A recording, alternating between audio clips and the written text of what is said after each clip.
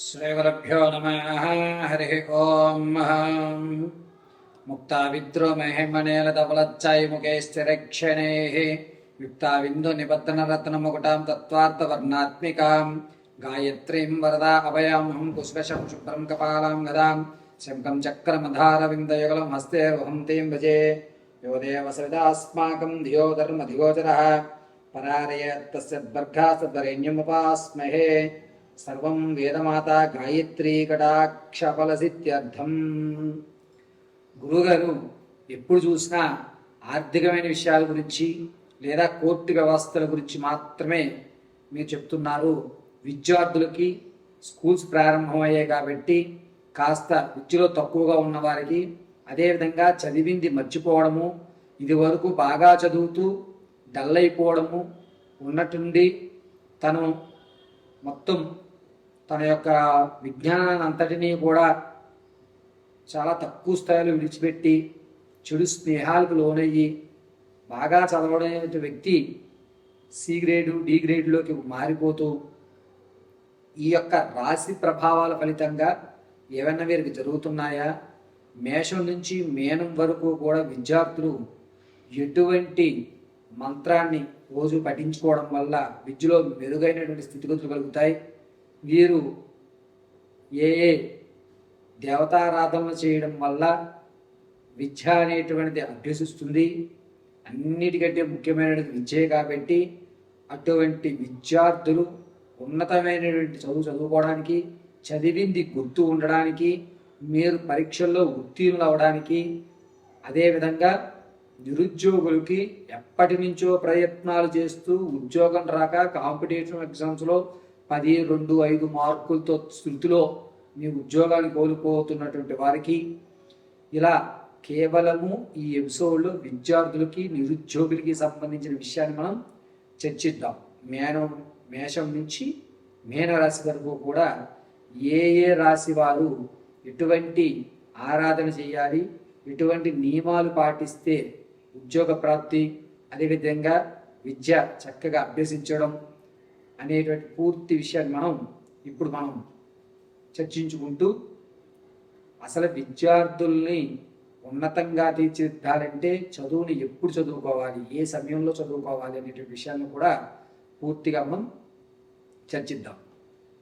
విద్యార్థులు చదువుకునే టైము తెల్లవారుజామున 5 గంటల నుంచి 6:30లోగా చదువుకోవాలి. ఏ విధంగా చదువుకోవాలి అనేది ప్రతి రాశి వారికి కూడా చదువుకునేటువంటి సమయాన్ని మీకు చెప్పడం జరుగుతుంది. మంగళం. శ్రీగురుభ్యో నమః. హరి ఓం. మేషరాశిలో జనించినటువంటి విద్యార్థులు, అదేవిధంగా నిరుద్యోగులు, ప్రయత్నాలు చేస్తూ ఉద్యోగం రాక ఇబ్బందులు పడుతున్నవారు, వీరికి పరిష్కారాలు ఏమిటి, ఎటువంటి దేవతారాధన చేయాలనే విషయాన్ని మనం పరిశీలన చేద్దాం. ముందుగా మేషరాశిలో ఉన్నటువంటి వారికి ఏలినాటి శని ప్రభావము, అదేవిధంగా గురుడు 26/5/2026 నుంచి, అంటే మే 26వ తారీఖు నుంచి 15 అక్టోబర్ తారీఖు వరకు కూడా అర్ధాష్టమంలోకి మారుతున్నాడు. దీనివల్ల కాన్ఫిడెన్స్ లెవెల్ ఉంటుంది, కానీ చదివిన విషయాన్ని కొత్తగా రాయాలి అనేటువంటి కోరికతో ఇలాగే నేను ఎందుకు రాయాలి, దీన్ని వేరే విధంగా రాద్దామని చెప్పి అసలు విషయాల్ని వదిలి మిగిలినటువంటి విషయం అంతా కూడా పేపర్ మీద పెట్టేటువంటి అవకాశం లభిస్తుంది మేషరాశి వారికి.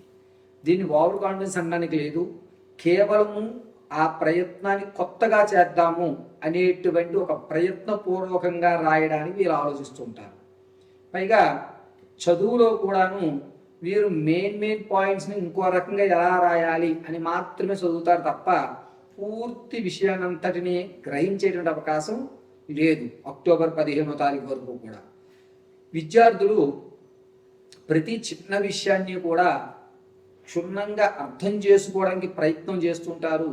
కాదు, దీన్ని వేరే విధంగా మనం రాద్దాము, ఇలాగే ఎందుకు చెప్పాలి అని చెప్పి కొత్తదనంతో కూడుకున్నటువంటి విద్యని అభ్యసించడానికి ఎక్కువ ఆకర్షితులవుతూ ఉంటారు మేషరాశి వారు.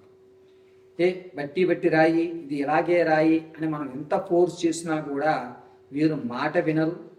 రెండవది, మీరు ఎంత ఫోర్స్ చేసినా నువ్వు ఖచ్చితంగా ర్యాంక్ కొట్టాలి అని మనము ప్రేరేపించడమే తప్ప వారి ఆలోచన ఇది కాదు.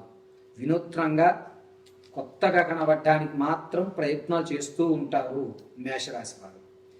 నిరుద్యోగుల విషయానికి వచ్చేసరికి గురుడు మంచి స్థితిలోనే అర్ధాష్టమంలోకి ప్రవేశించుతూ ఉండడం వల్ల ఖచ్చితంగా అక్టోబర్ 15వ తారీఖులోగా ఉద్యోగ ప్రాప్తిని అయితే పొందుతున్నారు.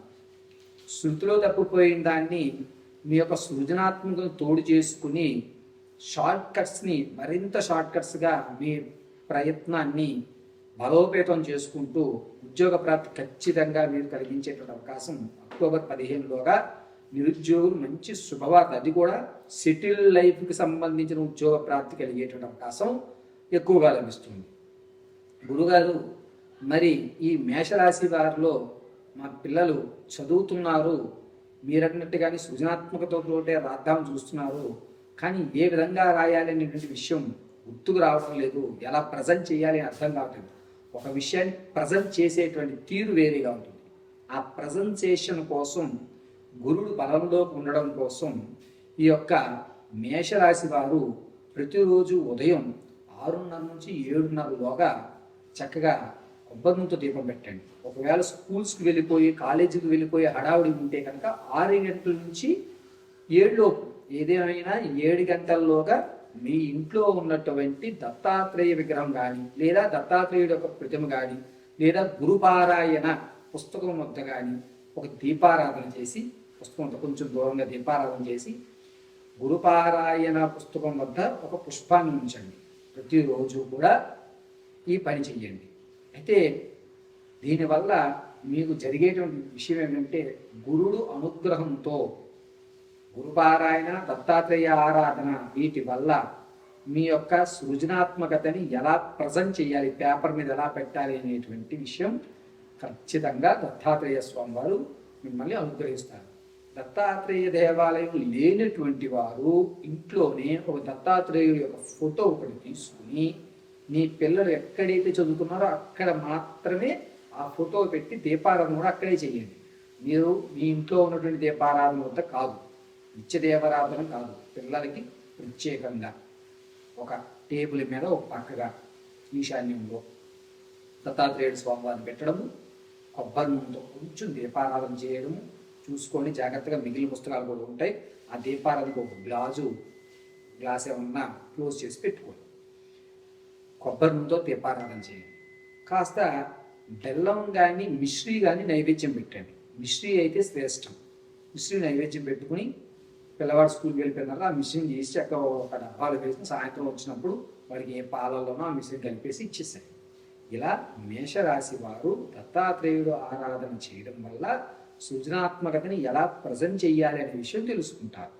అంతేకాకుండా చదువుకునే సమయం ఏమిటి అంటే కనుక, విద్యార్థులు రాత్రి వేళ 9 నుంచి 10 గంటల్లోపు ఏదన్నా ఒక సబ్జెక్ట్ సంబంధించి ఒక క్వశ్చన్ చదవమనండి. దాన్ని మరుసటి రోజు ఉదయాన్నే లేచిన తర్వాత బ్రష్ కూడా చేయకుండా రాత్రి ఏదైతే క్వశ్చన్ చదివాడో అదే క్వశ్చన్ని 2 సార్లు చదువుకోమనండి. చదివి పుస్తకం మూసేసి తన స్నానం చేసి వచ్చిన తర్వాత దీపారాధన చేసుకుని తను ఖాళీ ఉన్నప్పుడు ఒక్కసారి మళ్ళీ రివైండ్ చేసుకోమనండి. ఆ ప్రశ్న ఆ సమాధానం 2 కూడా బ్రెయిన్లో ప్రింట్ అవుతాయి. చదువుకునేటువంటి సమయం సాయంత్రం లేదా రాత్రి పడుకునే ముందు మనం ఏం రాదు క్వశ్చన్, నాకు ఇది అర్థంగా అదే క్వశ్చన్ని 1-2 సార్లు చదివి మూసేసి మరుసటి రోజు ఉదయాన్నే పుస్తకం తీసి అదే క్వశ్చన్ చదువుకుని అప్పుడు బ్రష్ స్నానం చేసి స్కూల్కి వెళ్ళమనండి. చక్కగా చదివింది ఖచ్చితంగా బ్రెయిన్లో గుర్తుంటుంది, సృజనాత్మకత నిలబడుతుంది. మరిన్ని విషయాలు తెలుసుకోవడానికి విద్యార్థుల కొరకు కింద స్కూల్ అవుతున్న నెంబర్ సంప్రదించండి. మీ యొక్క పిల్లల యొక్క భవిష్యత్తు గురించి పూర్తి విషయాన్ని తెలుసుకోండి. పరమేశ్వర